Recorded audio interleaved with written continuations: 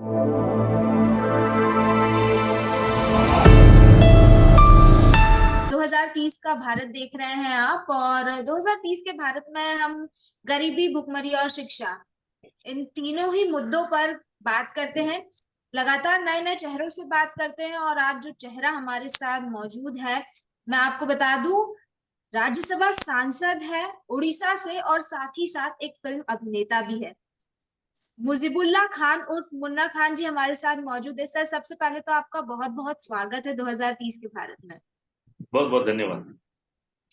तो सर, शुरुआत करते हैं। और क्योंकि चर्चा के मुद्दे हमारे वही है, गरीबी, भुखमरी और शिक्षा, 2030 के भारत की हम बात करेंगे।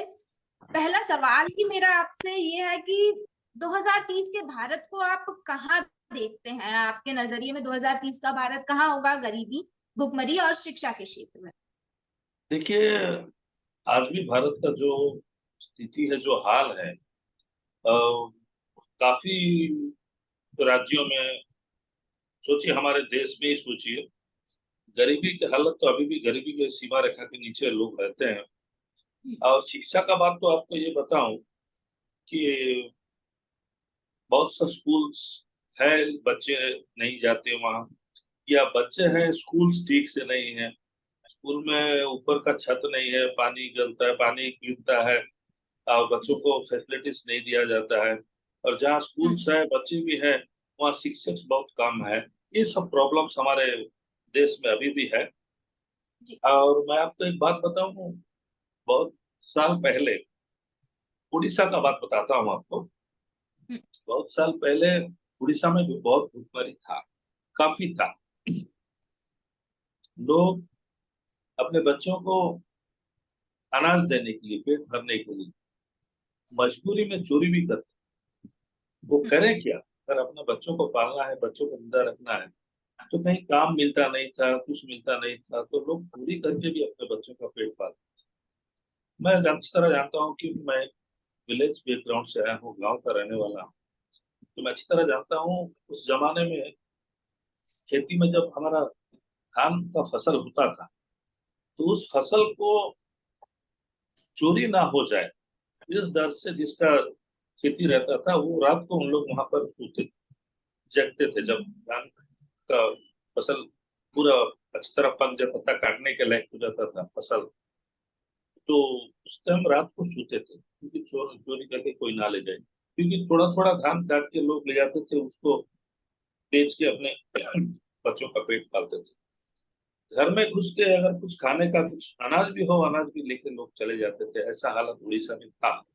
लेकिन पिछले दो दशक से भी ज्यादा, जब उड़ीसा में नवीन पटनायक का सरकार हुआ, नवीन पटनायक वो एक ऐसे नेता थे, वो आने के बाद उड़ीसा में भुखमरी टोटल चले गया। लोगों के पास अनाज आया, हर घर में, कुछ रहे ना रहे, चावल सबके घर में आज भी मौजूद है उड़ीसा में। तो ये चावल मौजूद होने के कारण लोग अपना दूसरा काम किए, उससे अपने बच्चों के लिए सब इंतजाम किए। और रात को जो सोने जाते थे खेत में, वो बंद हो गया। अब रात को कोई सोने नहीं जाता, इसलिए कि चोरी बंद हो। क्योंकि लोगों को उड़ीसा में भुखमरी का सामना नहीं करना पड़ रहा है। मैं इतना जानता हूँ, पिछले 24 साल से इतना बढ़िया जी। प्रोग्राम और प्लान उड़ीसा के तत्कालीन मुख्यमंत्री नवीन पटनायक किया, और 5-5 बार उड़ीसा में जीत के सरकार बना। तो नवीन बाबू आने के बाद उड़ीसा के लोग अभी बहुत चैन और अमन के साथ है। सबको सुविधा दिया गया है। स्कूल्स को, एजुकेशन के लाइन में भी हमारा बहुत हाईटेक एजुकेशन गांव सब में दिया गया है। नवीन बाबू माने कंप्यूटर से लेके हर चीज, आप लोग अगर कोई उड़ीसा का दौरा करेंगे तो गांव, कोई छोटा गांव में भी आप जाएंगे तो बहुत अच्छे स्कूल्स रहेंगे। उनका फर्नीचर्स बहुत अच्छा होगा।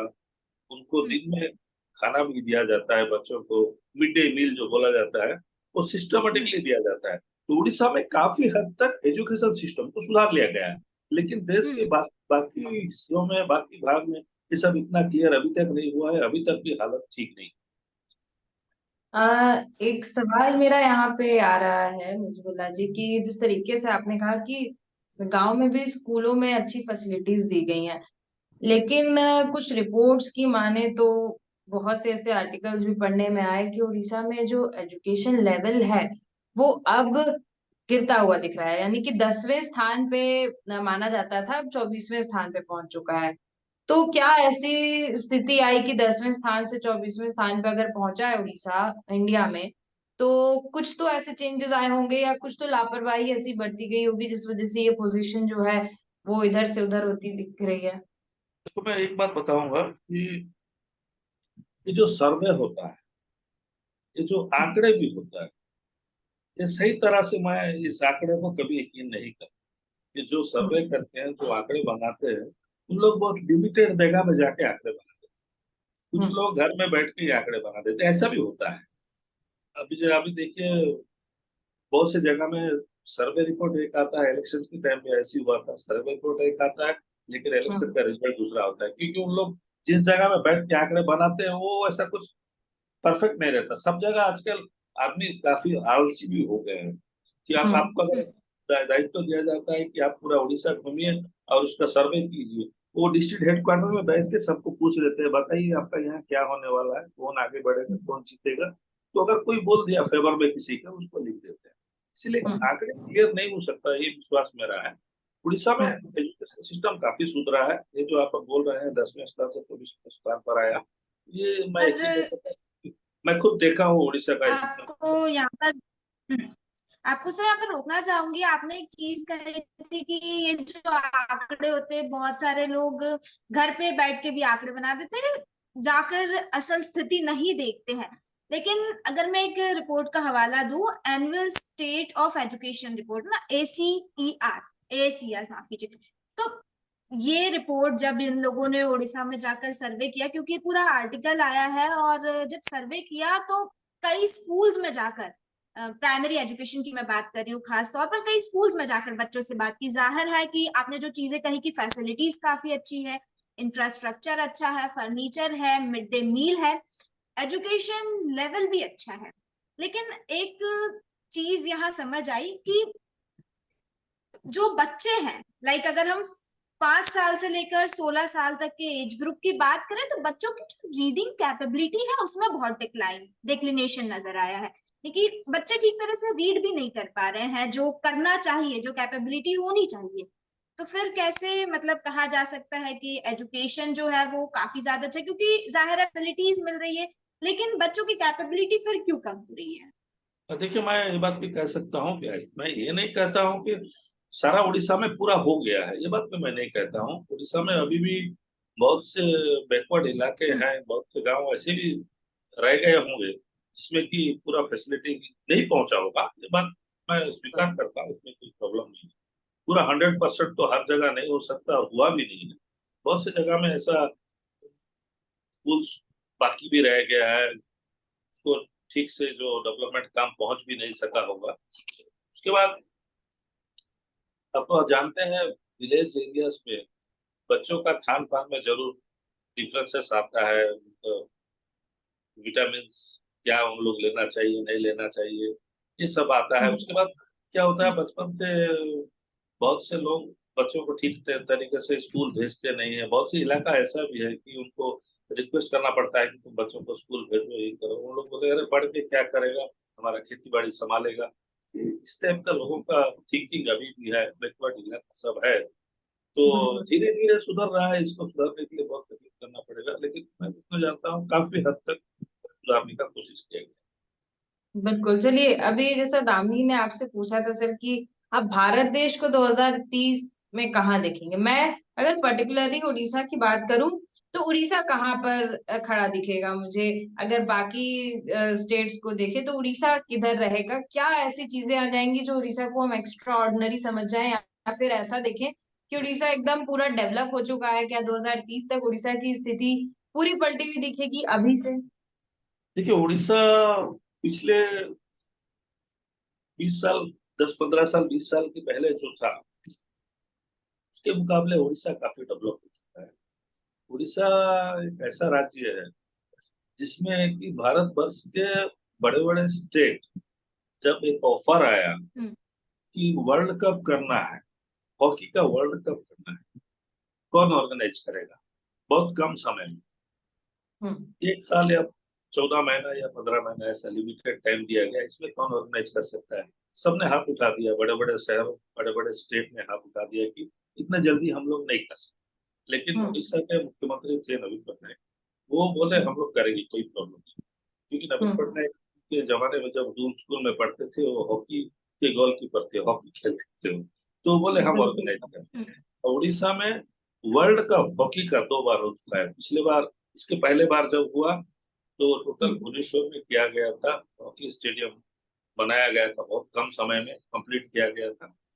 फिर नेक्स्ट 4 इयर्स के बाद जब फिर हॉकी हुआ सेकेंड टाइम, तो 1.5 साल के अंदर हमारा राउरकेला एक बहुत बड़ा सिटी है, स्टील प्लांट जहाँ पर है, वहां पर ज्यादा हॉकी प्लेयर हम उड़ीसा से वहीं से आते हैं, उसी जिला से आते हैं, सुंदरगढ़ जिला से। दिलीप तिर्की भी वहीं से आए थे, जो हॉकी के कप्तान थे भारतवर्ष के। तो वहां पर एक बहुत बड़ा स्टेडियम इतना जल्दी बनवाया गया कि कोई यकीन भी नहीं कर सकता। और आज जो वर्ल्ड का सबसे बड़ा स्टेडियम हॉकी का उड़ीसा में है, वर्ल्ड रिकॉर्ड है। इतना बड़ा स्टेडियम दुनिया में कहीं पर भी नहीं, और बहुत खूबसूरती से बहुत ही अच्छी तरह बना है। और सेकेंड हॉकी वर्ल्ड कप भी वहाँ किया गया। उस हिसाब से देखा जाए, भुवनेश्वर शहर, हमारे काफी शहरों को डेवलप किया गया है। पहले जो भी भुवनेश्वर जाते थे 10-15 साल पहले, उन लोग आजकल भुवनेश्वर जाते हैं, उन लोग पहचान भी नहीं सकते कि भुवनेश्वर इतना डेवलप कर गया। बहुत खूबसूरत शहर हमारा भुवनेश्वर भी हो गया है। तो डेवलपमेंट काफी हुआ है, ऐसी बात नहीं है। बिल्कुल। चेंज पटनायक जी किया की है। सर आप बहुत तारीफ करते नजर आ रहे हैं, काफी बार आपने तारीफ करी उनकी। तो मैं ये जानना चाहती हूँ कि अभी लोकसभा की अगर हम स्थिति देखें तो थोड़ी स्थिति पलटी हुई नजर आ रही है। सीटें बहुत सी दूसरे पाले में चली गई हैं। तो उसको देखते हुए क्या लगता है डेवलपमेंट उड़ीसा का क्या, क्योंकि अभी पटनायक जी की तारीफ कर रहे थे तो पटनायक जी अलग तरीके से डेवलप कर रहे होंगे।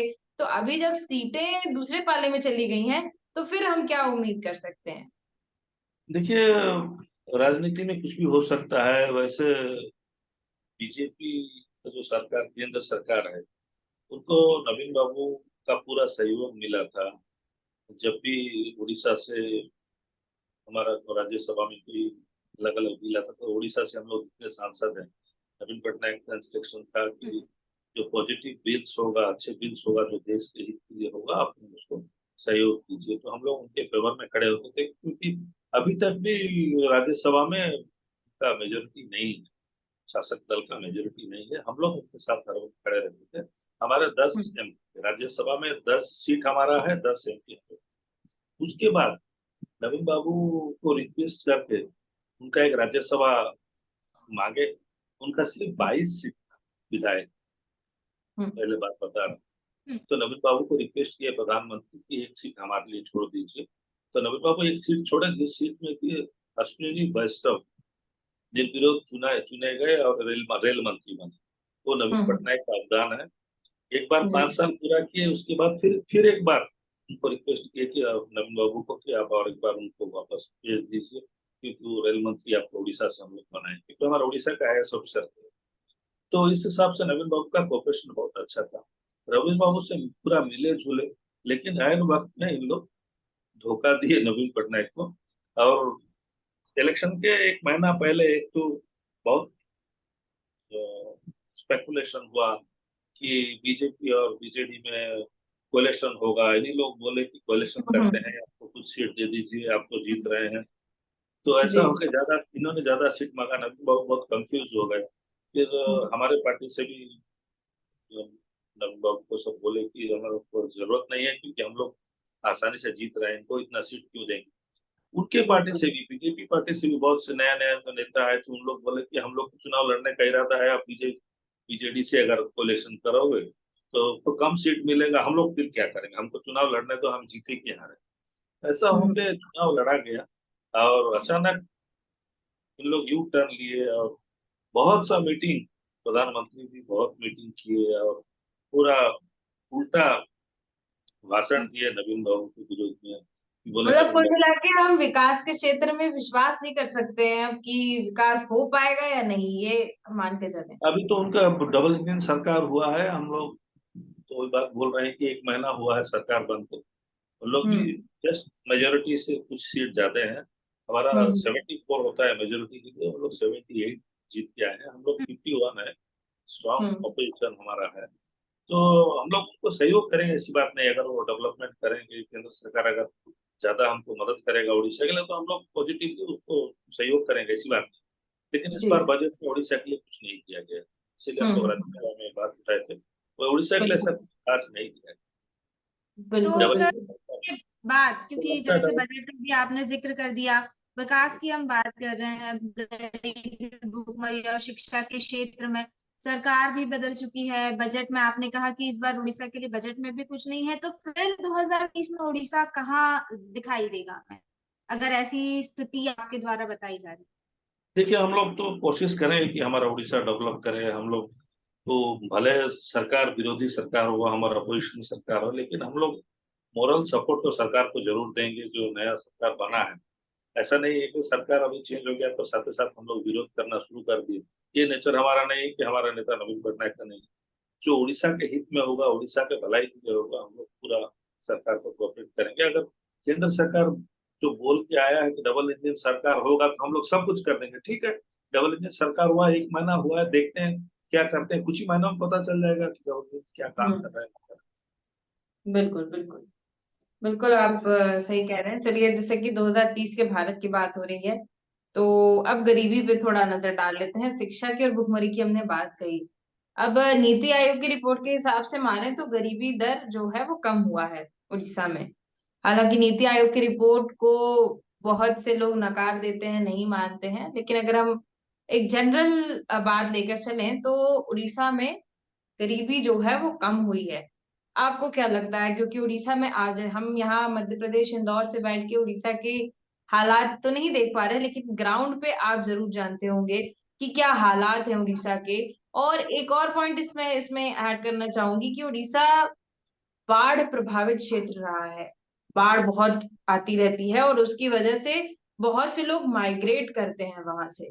और ये भी कहा गया है कि स्टेट गवर्नमेंट जो है वो कुछ फंड रेज नहीं करती है ताकि वहां पे इंडस्ट्रीज डेवलप हो, कि लोग माइग्रेट ना करें, उसी स्टेट में रहकर अपना जीवन यापन या अपनी लाइफ निकालें।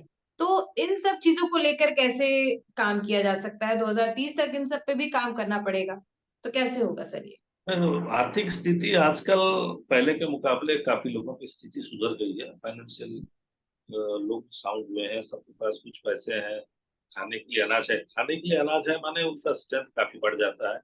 लोग भुखमरी हम्म की वजह से कुछ नहीं कर पाते थे, तो अभी उड़ीसा हम्म में काफी लोगों के पास, छोटे से छोटे व्यापारी, जो छोटे दुकानदार हो, जो छोटे व्यापारी हम्म जो अपना काम करते हैं, वो मैंने घर बनाने वाला मिस्त्री हो या आपका बढ़ई हो या जो भी हो, जो काम कर रहे हैं, वो अपना अपना काम हम लोग बहुत कुशलता से कर रहे हैं और 2 पैसा हम लोग कमा रहे हैं। ऐसी बात नहीं हम्म। है। उड़ीसा में काफी लोगों जी। का स्ट्रेंथ बढ़ा है, शक्ति बढ़ा है। तो आगे उड़ीसा कैसा आगे बढ़ेगा, कैसे, आप तो इंडस्ट्री का बात कर रहे थे। इंडस्ट्री उड़ीसा में हमारा काफी आ चुका है।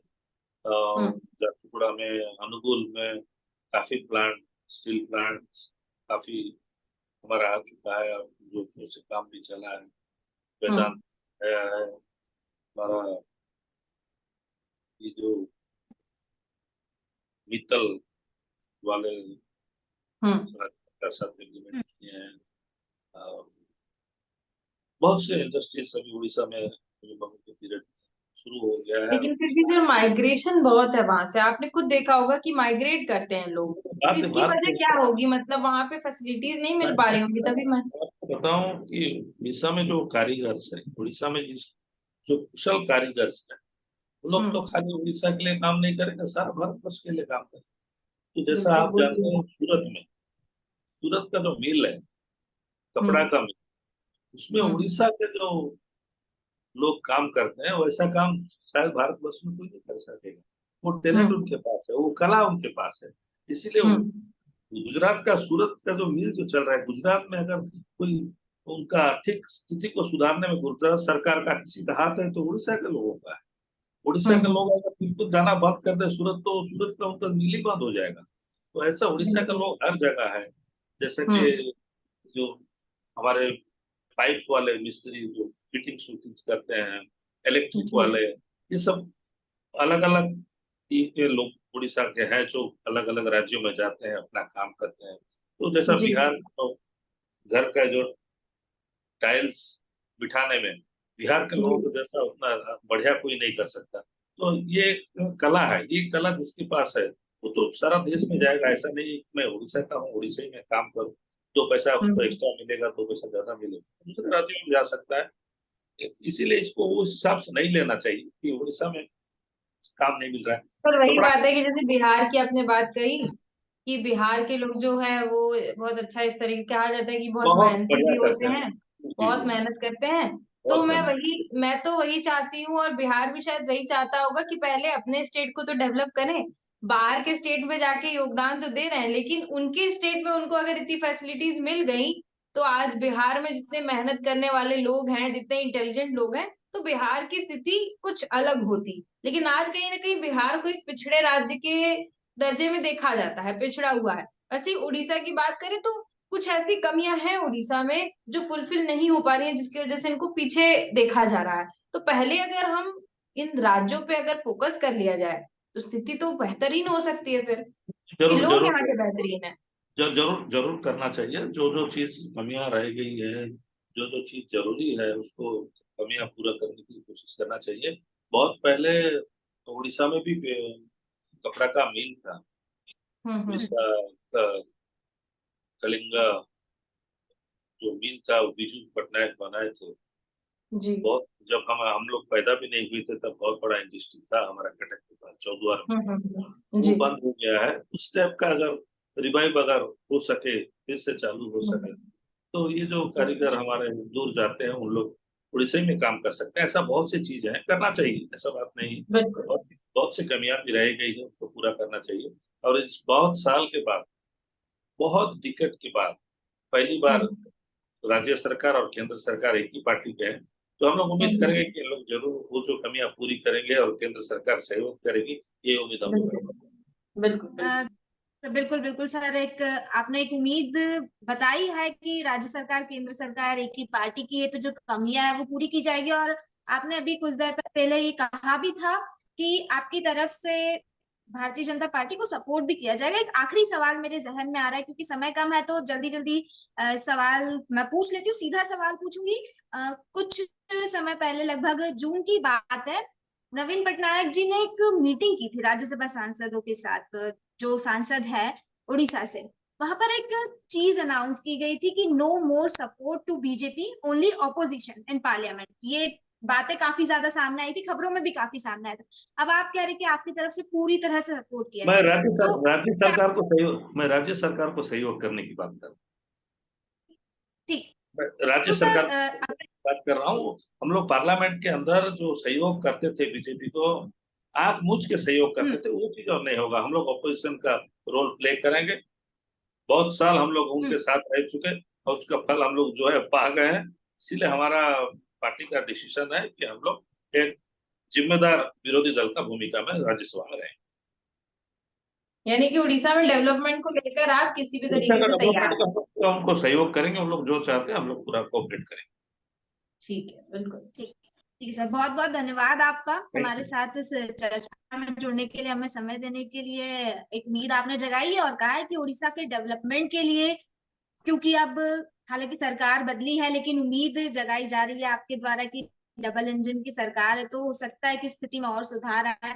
और डेवलपमेंट के लिए आपकी पार्टी की तरफ से और आपकी तरफ से जितना हो सके उतना सपोर्ट भी किया जाएगा। इस तरह की बातें भी आपके द्वारा की गई। उम्मीद करते हैं कि जब आगे अगर 2030 में हम आपसे मिलते तो आपकी तरफ से भी एक बड़ा कंट्रीब्यूशन दिखाई दे 2030 के भारत के सक्सेस में। आपका बहुत बहुत धन्यवाद, आप हमारे साथ जुड़े और इन तमाम बहुत मुद्दों बहुत पर हमारे धन्यवाद साथ आपको चर्चा जी। की। Thank you very much. Thanks a lot.